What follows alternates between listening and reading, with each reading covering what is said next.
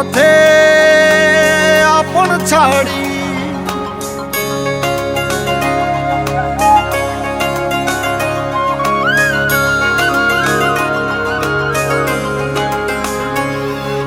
স্বপ্ন টানে দিলাম পাড়ি অচিন পথে আপন ছাড়ি পেছন ফেলে উঠান বাড়ি প্রিয় মুখার স্মৃতির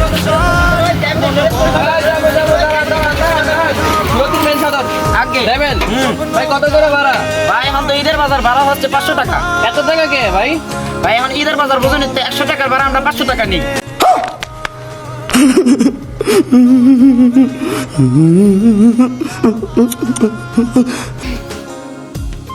এখন যাইলে যাইবেন আর না যাইলে একটা দেখি বুঝেন, তো গাড়ি করা তোমার কাছে কিছু কমে রাখে টাকা। আচ্ছা তাহলে আপনার জন্য 20 টাকা কম দিয়ে ওঠে না। 20 টাকা কম? আর ভাই 20 100 টাকার ভাড়া 500 টাকা আবার ঈদের বাজার। ভাই ঈদের বাজার ভাই এত কথা করে লাভ নাই, যাইবেন নি কোন গেলে উঠতে পারেন না, না গেলে লন লন যাই। ইয়া বছর আপনি বলেন যে একটু শান্তি থাকতে পারবো না। 100 টাকার ভাড়া 500 টাকা বানাইছেন। আপন সুরে চালু করেন।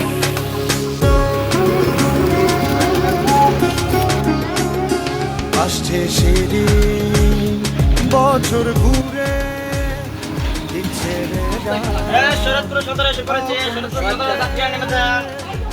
আইসা পড়ছেন। ঠিক আছে। আমার স্বপ্ন একটা আপনার টাকা 80 টাকা রাখেন।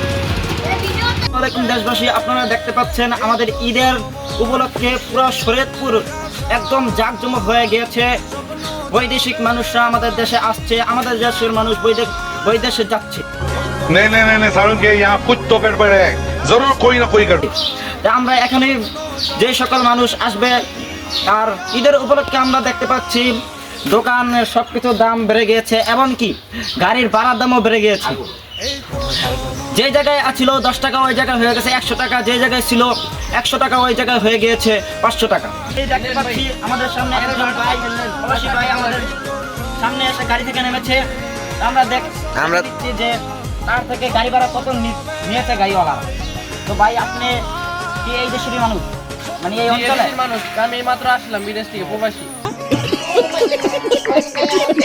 আচ্ছা ভাই তাহলে আপনার থেকে গাড়ি ভাড়া কত নিয়েছে? গাড়ি ভাড়া ভাই 100 টাকা, এখন নিচে 480 টাকা। দেখতে পাচ্ছেন ভাই, মানে এই গাড়ি ভাড়া 100 টাকার স্থানে 500 টাকা হয়ে গেছে, মানে আমাদের দেশ কোন স্থানে গিয়ে দাঁড়িয়েছে। তো এখন আমরা গাড়িওয়ালা ভাইকে জিজ্ঞাসা করবো যে তিনি কেন আমাদের গাড়ির দাম, মানে গাড়ি ভাড়ার দাম কেন বাড়িয়ে দিয়েছে, জিজ্ঞাসা করবো। ভাই এখন হচ্ছে আপনাদের ঈদের একটি মৌসুম, এই মৌসুমেই আমরা একটু ভাড়া যা আছে মানে একটু বাড়িয়ে রাখবো, না হলে তো মনে করেন আপনাদের যেই ভাই আমাদের পেট চালানোর জন্য মনে করেন এই গাড়ি ভাড়া বাড়াতে হয়, কারণ দিলাম এই রমজান পাড়ি মাসে সেই একটি অচিন পথে আপন ছাড়ি পরিবারের আমদানি আচ্ছা ভাই দেখতে পাচ্ছেন তাহলে সবকিছু নিত্যদিনের সবকিছুর দামই বেড়ে গিয়েছে, এই জন্য আমাদের দেশে খুবই দুর্ভিক্ষ দেখা দিচ্ছে। তো আমাদের সকলের উচিত এর প্রতিক্রিয়া, মানে এর বিদ্রোহ কিছু একটা করা।